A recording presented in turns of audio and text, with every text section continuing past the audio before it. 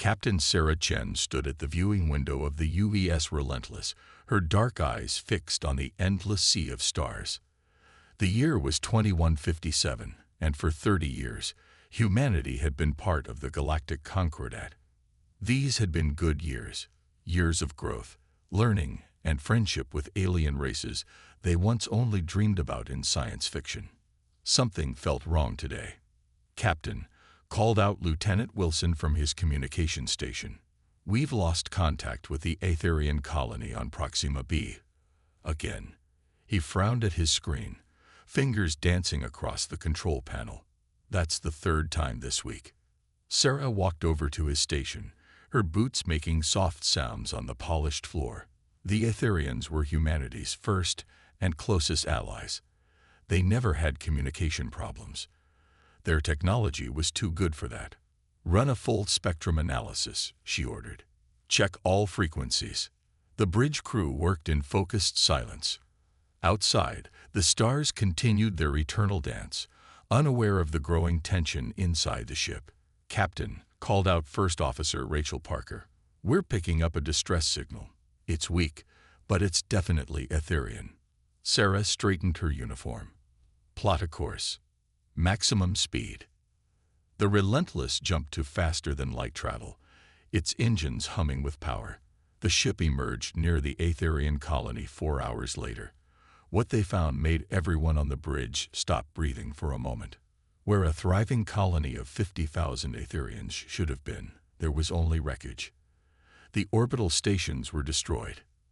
The surface buildings were burning. Scans showed no survivors.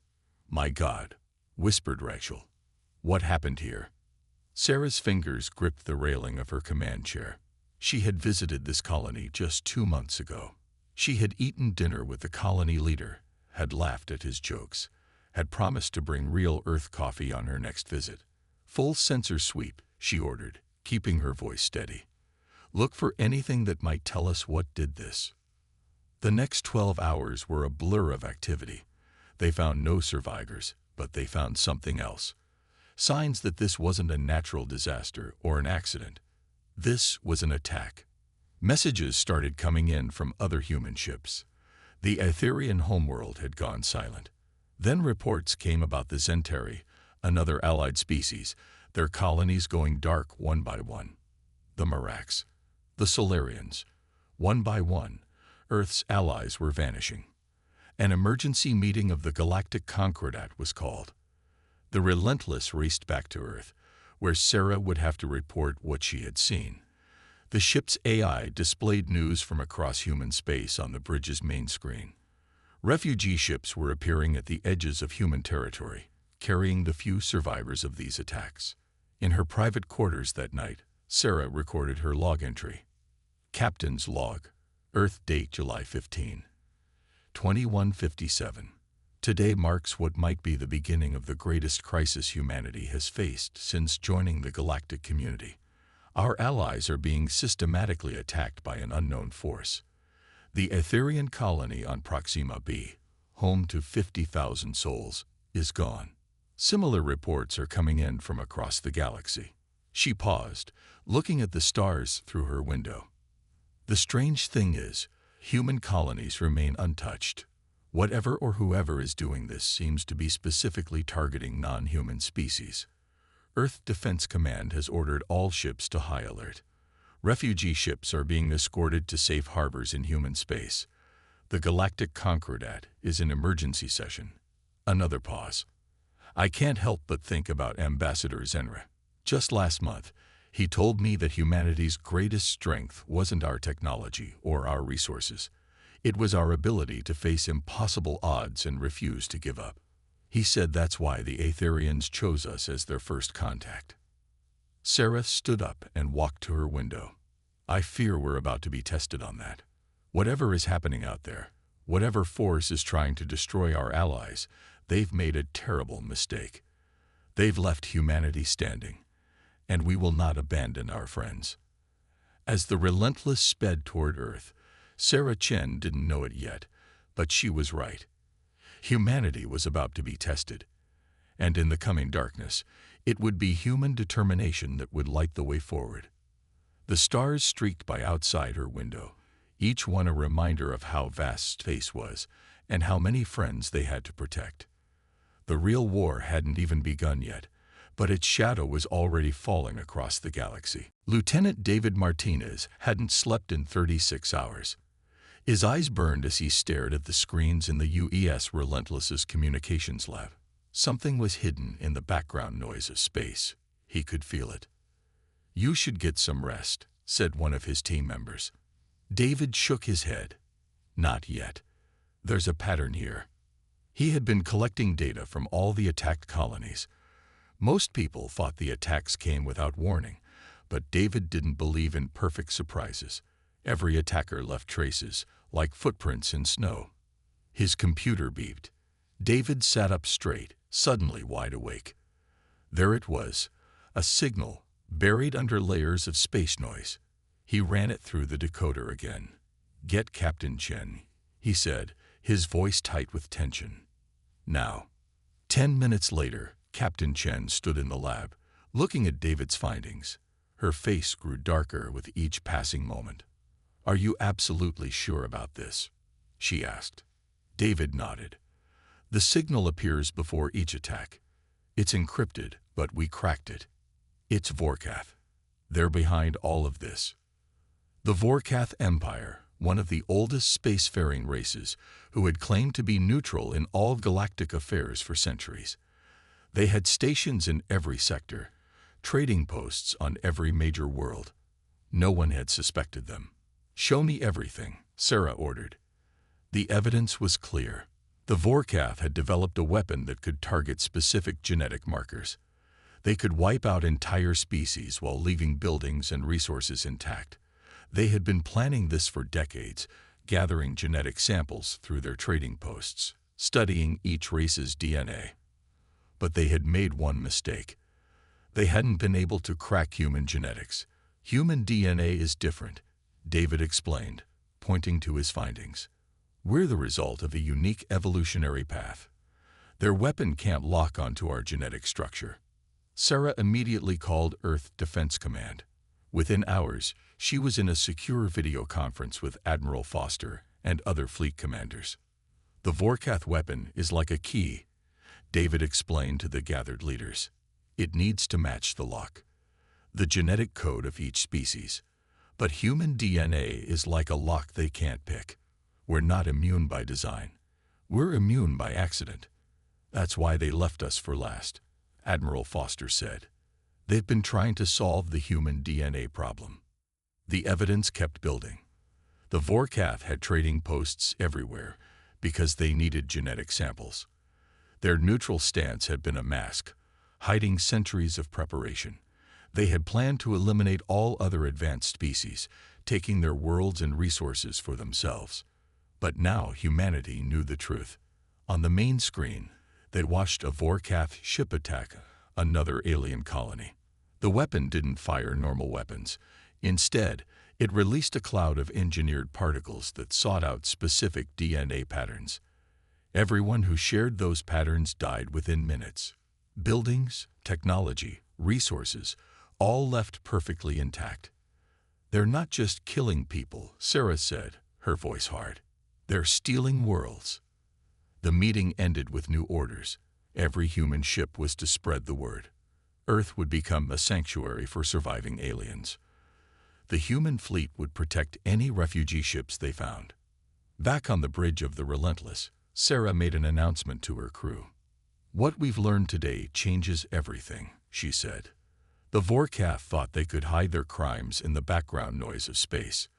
They thought no one would solve their puzzle until it was too late. They were wrong. She looked at each crew member in turn. "They left humanity standing because they couldn't figure out how to kill us. That was their mistake. Because now we're going to show them why our allies chose us, why they trusted us, why they believed in us. We're going to show them what humanity does when someone threatens our friends." David watched from his station as the crew straightened in their seats. He saw determination replace fear in their eyes. The Vorkath had spent centuries planning the perfect genocide, but they hadn't planned for humanity.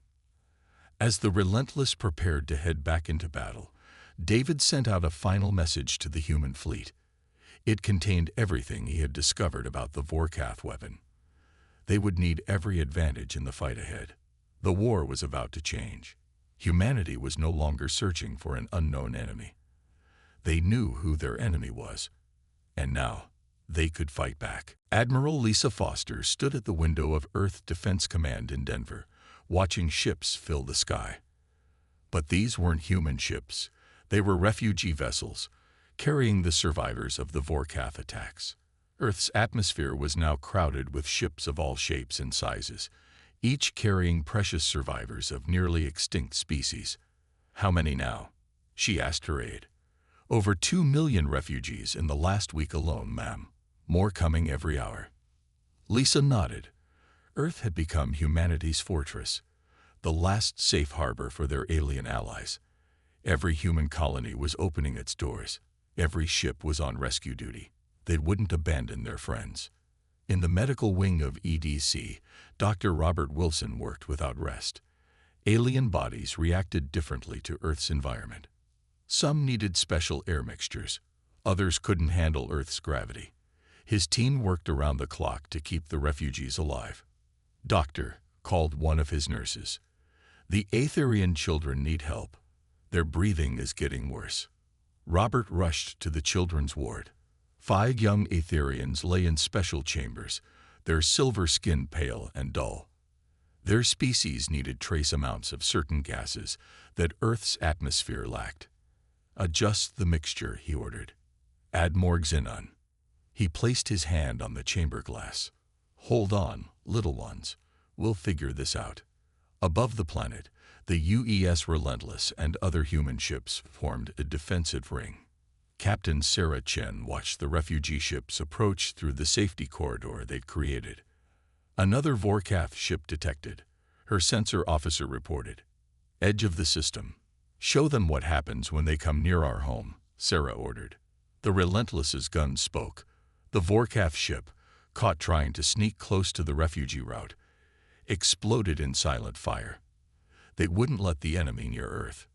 Not now. Not ever. In Denver's underground bunkers, Admiral Foster met with representatives from the surviving alien species. The room was a strange mix of bodies and breathing masks, but they were all united in purpose. "Earth is your home now," Lisa told them. "We'll protect you while you rebuild.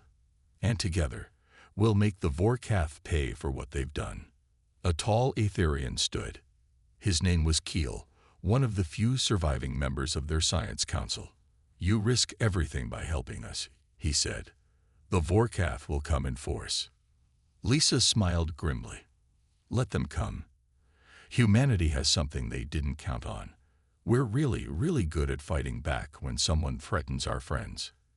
In orbit, David Martinez worked with alien scientists, studying the Vorkath weapon. They needed to find a way to protect other species, not just humans. Every day without a solution meant more deaths. "Look at this," said a Zentari scientist, pointing at a data screen. "The weapon's particles. They're like tiny hunters. They search for specific genetic patterns." David thought about this. "Then we need to give them the wrong patterns to chase." The work continued day and night. On Earth, cities transformed into refugee centers. Humans shared their homes with alien families. Children of different species played together in protected parks. This wasn't just about survival anymore. It was about showing the Vorkath that they couldn't destroy what different species could build together. In her office, Admiral Foster received the latest reports. The Vorkath were gathering their forces. They knew Earth had become a sanctuary, and they wouldn't let that stand. She called all fleet commanders for a meeting. "They're coming," she told them. "They'll try to finish what they started, but they don't understand what they're facing." She showed them the latest images: human ships protecting refugee convoys, Earth's cities housing millions of survivors, different species working together to survive. "The Vorkath think they can break us by threatening everything we care about," she said. "But that's not how humanity works. When you threaten what we care about, you don't weaken us. You make us stronger." As she spoke, More refugee ships appeared in Earth's sky. More human ships moved to protect them. The Vorkath had tried to destroy humanity's allies to weaken them. Instead, they had given humanity something to fight for. Earth had become more than just humanity's home. It was now the last fortress of hope in a galaxy under siege, and humanity would defend it to the last. The real battle was about to begin. Commander Eric Powell liked the darkness of space. It made his job easier. His ship, the UES Shadow, was small and black, perfect for sneaking behind enemy lines. Today, they were hunting. "Target in sight," his pilot whispered. Ahead of them, a massive Vorkath supply ship floated in space, its crew unaware of the danger approaching. "Remember," Eric told his team, "we hit fast, we hit hard, and we disappear, just like we practiced." The Shadow struck like its name, quick and silent. Their new weapons, designed with help from refugee scientists, cut through the Vorkath shields like they weren't even there. In 3 minutes, the supply ship was dead in space. "Download their data," Eric ordered. "Then send the signal." 10 minutes later, 3 refugee ships appeared, crewed by mixed human and alien teams. They would take everything useful from the Vorkath ship. Nothing would be wasted. Back on Earth, Dr. Robert Wilson made a breakthrough. He hadn't slept in days, but his eyes were bright with excitement as he presented his findings to Admiral Foster. "We found a way to shield against their weapon," he said, pointing to his screen. "It's not perfect, but it works." The Admiral leaned forward. "Show me." Robert played a video. In it, a test chamber contained several alien volunteers. When the captured Vorkath weapon activated, a blue field surrounded them. They survived. "How did you do it?" "We study human DNA," Robert explained. "Our genetic structure naturally confuses their weapon. We found a way to extend that protection to others, like an umbrella in the rain."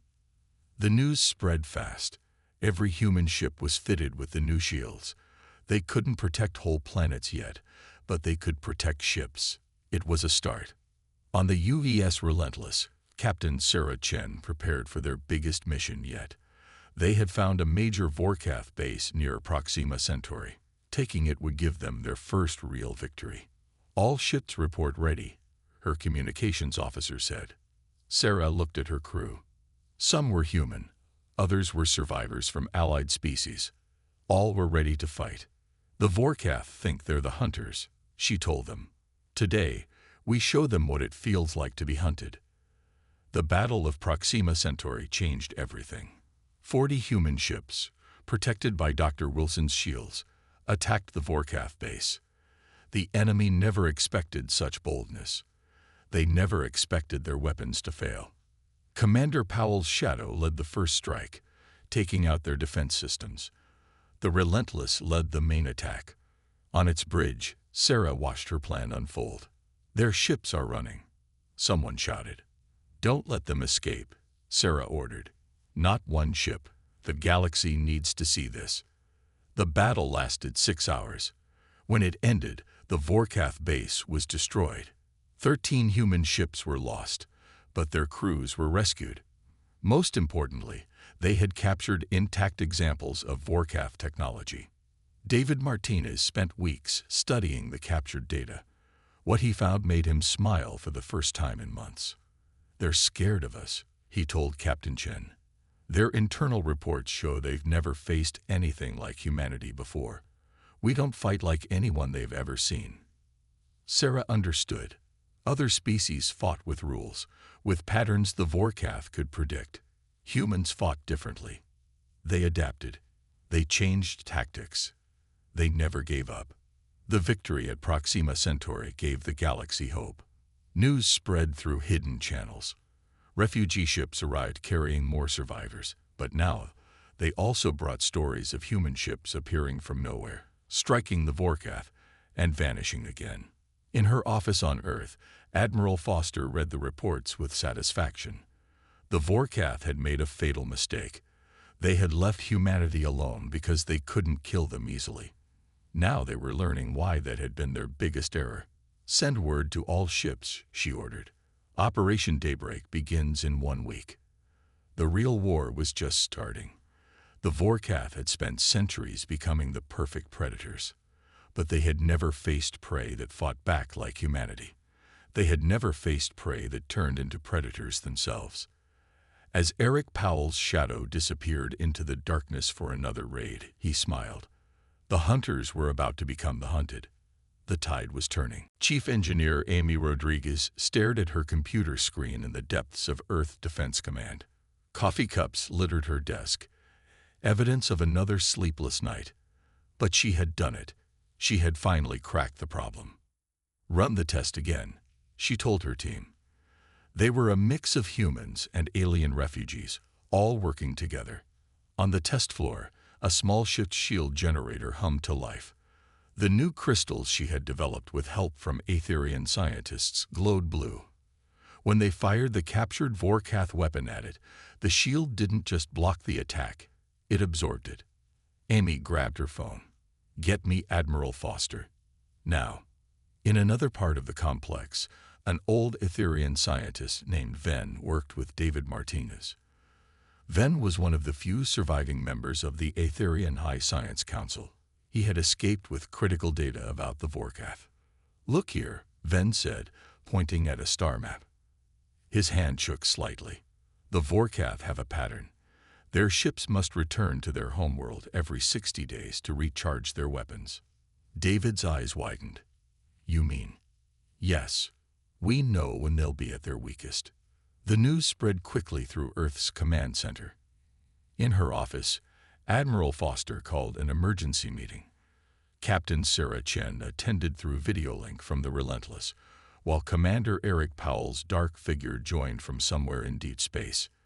"Amy's new shields work," Foster began. "And thanks to Ven, we know when to strike. It's time for Operation Daybreak." The plan was bold. Maybe too bold. But that's what made it perfect. The Vorkath would never expect it. "They think they know how we fight now," Sarah said from her ship. "They expect us to stay defensive, to protect Earth. Instead, we're taking the fight to their home," Eric added with a grim smile. The next week was a blur of activity. Amy supervised the installation of her new shields on every human ship. The refugees helped, working day and night. They wanted to be part of this fight. David worked with Ven to map every detail of Vorkath space. The old Aetherian knew things about their enemy that even the Vorkath had forgotten. His people had watched them for centuries, gathering information. "Their homeworld has 7 moons, Ven explained. "The weapon recharge stations are on the 3rd moon. Destroy those, and their entire fleet becomes powerless." In orbit, ships gathered. The largest human fleet ever assembled. But they weren't alone. Surviving alien ships joined them, now protected by Amy's shields. This would be everyone's fight. On the Relentless, Sarah looked at her crew. "The Vorkath think they're superior because they can kill from a distance," she told them. "Today we show them what real strength looks like." The fleet moved out in stages. First, Eric's stealth ships slipped behind enemy lines, planting beacons for the main fleet to follow. Then Amy's special team moved in, setting up shield disruptors near the target. Admiral Foster watched from Earth Command as everything came together. "Send the signal," she ordered. "Operation Daybreak begins now." The human fleet jumped into Vorkath space all at once, hundreds of ships appearing from nowhere. The Vorkath were caught completely by surprise. They had grown too confident, too sure of their weapons' power. But when they fired their genetic weapons, Amy's shields didn't just block them, they reflected them back. For the first time, the Vorkath faced their own weapon. David and Ven watched the battle data from Earth. "It's working," Ven whispered, tears in his old eyes. "By the ancient stars, it's actually working." The battle raged around the 7 moons of the Vorkath homeworld. Eric's stealth ships struck at the recharge stations, while the main fleet kept the enemy busy.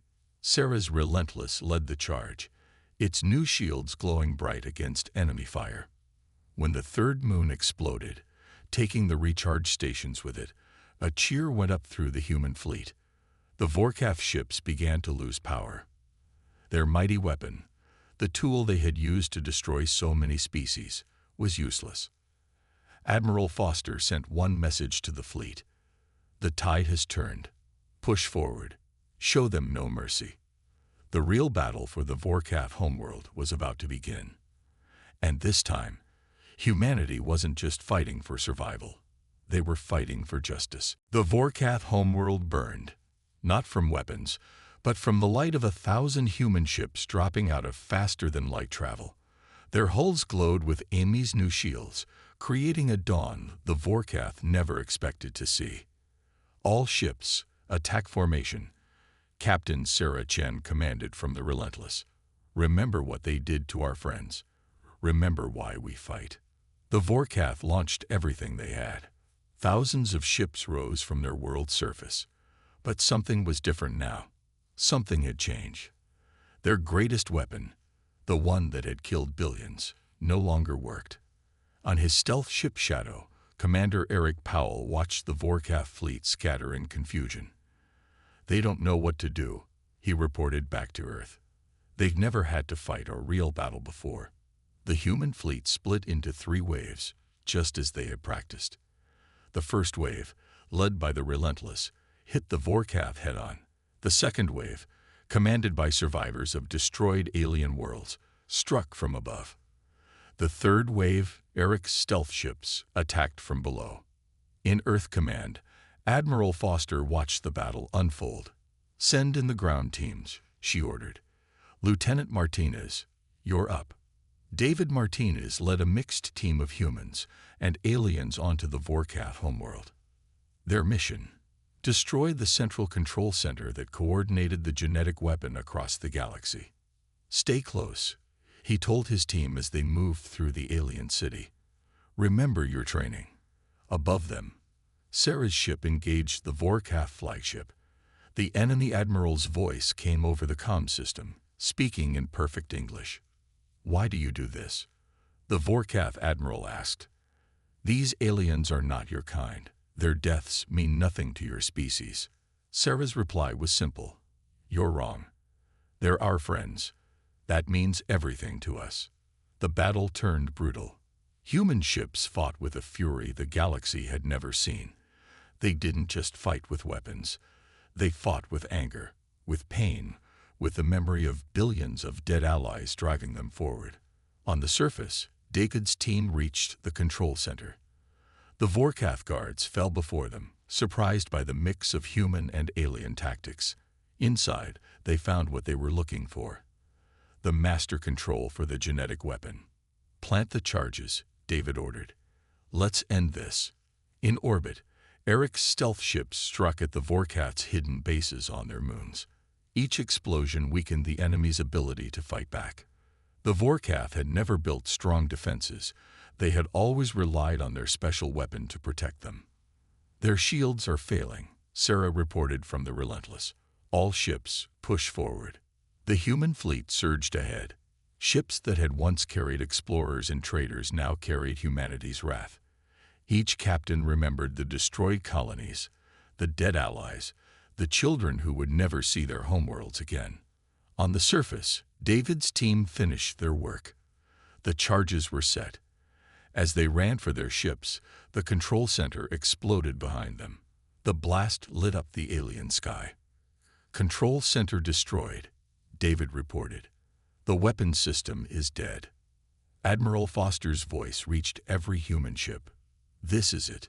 Show them what happens when you threaten humanity's friends." The final push began. Human ships drove straight for the Vorkath capital. Their weapons blazed with fire that had been building since the first ally died. The Vorkath fleet broke apart, their ships running in panic. "They're surrendering," Sarah announced from the Relentless. "Multiple ships are powering down." The Vorkath admiral's voice came again, this time shaking. We yield. We didn't know. We didn't understand." Sarah's response was cold. "No, you didn't understand. You thought killing our allies would make us weak. Instead, it gave us a reason to show you just how strong we really are." As the sun set on the Vorkath homeworld, the battle ended. Human ships floated in orbit, their hulls scared but proud. On Earth, Admiral Foster sent out a galaxy-wide message. To all surviving species, the Vorkath weapon is destroyed. Their fleet is defeated. Come home. We won. The cost had been high.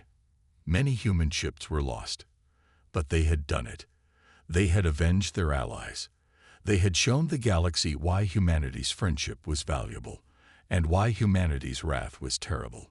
The war was nearly over, but humanity's role in the galaxy was just beginning. The Great Hall of Earth Defense Command was packed. 3 months had passed since the fall of the Vorkath Empire. Today, representatives from every surviving alien species gathered to shape the galaxy's future. Admiral Lisa Foster stood at the podium, her uniform decorated with new medals. Behind her, a massive screen showed images from across human space, rebuilt colonies, recovering species, and ships patrolling safe trading routes. "We gather here not to celebrate victory," she began, "but to remember why we fought, and to build something new from the ashes of war." In the front row sat the heroes of the war. Captain Sarah Chen of the Relentless, her ship now a legend. Commander Eric Powell, his stealth tactics now taught in every fleet academy. Dr. Robert Wilson, and Chief Engineer Amy Rodriguez, whose breakthroughs had helped save countless lives. David Martinez sat with Ven, the old Etherian scientist. Together, they had helped crack the Vorkath's secrets. Now they worked together to help survivors rebuild their civilizations. The Vorkath thought they could destroy us by attacking our allies. Lisa continued. They didn't understand that every species they killed made humanity fight harder. Every friend they took from us made us stronger. On screens across Earth and human colonies, billions watched. Humans and aliens stood together in rebuilt cities. Children of different species played in new parks under protective domes. This was what victory really looked like. Sarah thought about her first view of the destroyed Etherian colony so many months ago. Now, new Etherian cities rose from their worlds. Their population was small, but growing. They would survive. "We're establishing the new Galactic Council," Lisa announced. "But this time, humanity will serve as its guardians. Never again will one species be allowed to threaten the rest." In orbit, the Relentless floated among ships from a dozen species. Its hull still showed scars from the final battle, but Sarah had refused to have them repaired. Some scars, she had said, should be kept as reminders. Eric's Shadow and its sister ships now trained crews from other species, teaching them how to protect themselves. "The best defense," he told them, "is making sure your enemies never see you coming." In the medical wing, Dr. Wilson worked with alien doctors, sharing knowledge that would help their species recover. The genetic weapon had left deep wounds, but together they found ways to heal. Amy's shield technology was shared freely with all allied species. She worked endless hours, teaching others how to build and improve it. "Next time," she said, "we'll all be ready." Admiral Foster's voice grew stronger. "Today, we remember those we lost. The billions who died before we could save them. The brave souls who fell in battle. But we also celebrate what we saved." On the screen, images showed the numbers. 17 species saved from extinction. 34 worlds reclaimed and rebuilt.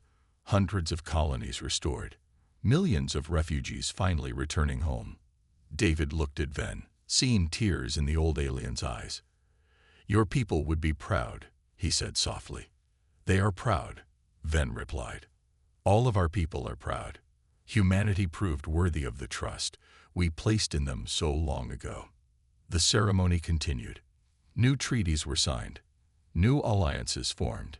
The Vorkath survivors, under strict control, began the long process of making amends. Sarah walked the halls of her ship that evening, stopping at the memorial wall. Names covered its surface, human and alien alike. All heroes, all remembered. "Captain," her comm officer called. "We're receiving messages from deep space. New survivors hearing about the victory. They're asking for help. Sarah smiled. The work wasn't over. It would never be over. But that was fine. Humanity was ready. In Denver, as the sun set on the ceremony, Admiral Foster made one final address. The Vorkath thought they could break the bonds between species. Instead, they showed the galaxy why those bonds matter. Why friendship between different peoples isn't weakness. It's the greatest strength we have.